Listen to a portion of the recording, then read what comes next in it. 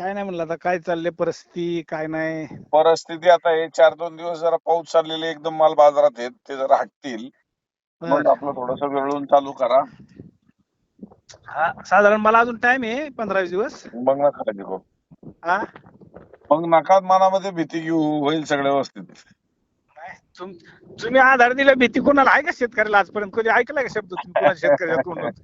नाही, हा? सगळे घाबरण्यासाठीच टपलेले तू काय पुढे जाऊन बाजार पडतील ना अमुक करतील एवढं लोकांना हैराण केलं ना त्या वेगवेगळ्या भागात. कसं आहे, हाताची पाची बोट सारखे नसते. हा, पण त्याचा ताण माझ्या असा येतो की तिकडनं हादरली की मला फोन करतात, शेट काय होईल. मग मग ते मग मावळा कशाला आहे? नाव कशाला ठेवून घेतलं मग तुम्ही तसं? होय, नाही नाही, तुम्ही नाव लढायला ठेवून घेतलं, सगळी खिंड अडवायचं, मग आता ताण होणारच की. आई बापांनी नाव ठेवतानाच विचार करून ठेवला असेल, त्यामुळं आधी लगीन कोंडाण्याची. मग कॅपेबल माणसालाच नाव दिलं ना, कुणाला कसं नाव आहे रे घरात येतील काय? नक्की नक्की नक्की. नाही, शेतकऱ्यांच्या आशा आहेत आपल्याकडनं, नक्कीच मी त्यांना समाधानानं अभ्यासानं जेवढं काही सांगता येईल तेवढं नक्कीच सांगतो. आणि कसं असतंय, हो का, 19-20 एवढं तेवढं इकडे तिकडे होतच मागं पुढं. हो पण एक हो. माणसाला आशा, काही नियोजन असतात, काहींच मग काय करू बाबा, मार्केटला जाऊ का इथंच देऊ, नाही का, हा अशा हा. बी काही असतात. मग थोडस तुमच्याकडून आयडिया मिळाली म्हणजे मग लोक थोडस त्या पद्धतीने वाटचाल करतात. नाही नाही, नक्कीच नक्कीच फायदा होतोय.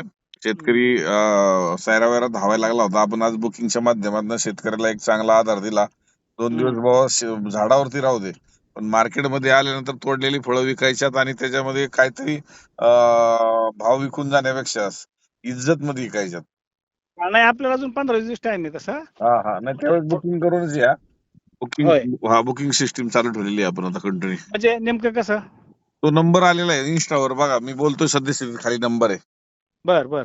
त्या नंबरवर मेसेज करा की माझं या तारखेला एवढी एवढी कॅरेट आणि माझं हे नाव, मला अच्छा, बुकिंग करा. मग तिकडनं समोरून रिप्लाय आला ओके, बुकिंग झाली. जर त्यांनी सांगितलं की नाही आज नका काढू, उद्या काढा, तर असणारी जागा उपलब्ध आणि व्यापाऱ्याच्या डिमांड नुसार आपण आता ते माल बोलायला चालू ठेवलंय. अच्छा अच्छा, म्हणजे पुढच्या मागणीनुसारच आवक घ्यायची. हा, म्हणजे आता गिरायक आहे माझ्याकडे 5,000 कॅरेट, तिथे 7,000 8,000 आली की बाजार नासणार ना. सरसकट वाढायचं नाही, फक्त पंक्तीत माल फिरवायचा, जो मागल त्यालाच द्यायचा. नाही नाही नाही, ते सिस्टीम आहे, अशी भूक नाही. मी मग 10,000 बी आज उतरून घेईल, पण समोरची हा, नाही. डिमांड. हा, नाही नाही, तुम्ही उतरून घेताल, ताटात किती वाढलं पण पुढच्याला किती खायचं त्याच्यावर आहे ना, नाही तर उष्ट राहील ना ते. आता कसं मला हेच म्हणायचं होतं की पंक्तीला सरसकट वाढल्यानंतर मग उष्ट राहणार आहे, उष्ट नाही राहून द्यायचं. दुष्ट नाही राहून द्यायचं, त्याची भूक आहे ना तेवढंच द्यायचं बाजारात हा, पाडायचं.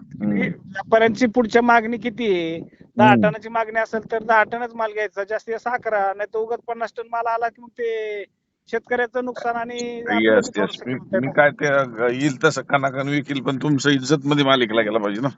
हा, नाही मग माणूस काय म्हणतं, आलं त्यांच्याकडे एवढं गेलो आणि तिकडे त्यांनी सांगितलं होतं असं, पण आता शेवटी आवक वाढल्यानंतर तुम्ही काय करणार आहे? नाही, आवक आता आपण मर्यादित करू शकतो ना. माझ्याकडे आता किती आवक उतरू शकतो, माझा कोटा किती आहे, प्रत्येकाला माहित असतो. हा, त्यानुसार जर माल तोडायला लावले शेतकऱ्याला तर 4 दिवस बागेत राहिले काही फरक पडणार नाही. काय झाडाला काय फरक पडतो आता? हा, पण ते आणाय तोडायला लावायचं, घाई गडबड करायची, बाजार डासाळायचं आणि ते उठायला 10 दिवस जातात. शक्यतो मला वाटतं एक 5-50 कॅरेट आणल्यानंतर हो, परवडत शेतकऱ्याला. ना. चालतंय. हो हो हो हो, करतो तुम्हाला मी अगोदर कॉल करतो हो, बिफोर. कॉल करा, बुकिंग करा, त्याच्यावर या. ठीक ठीक ठीक.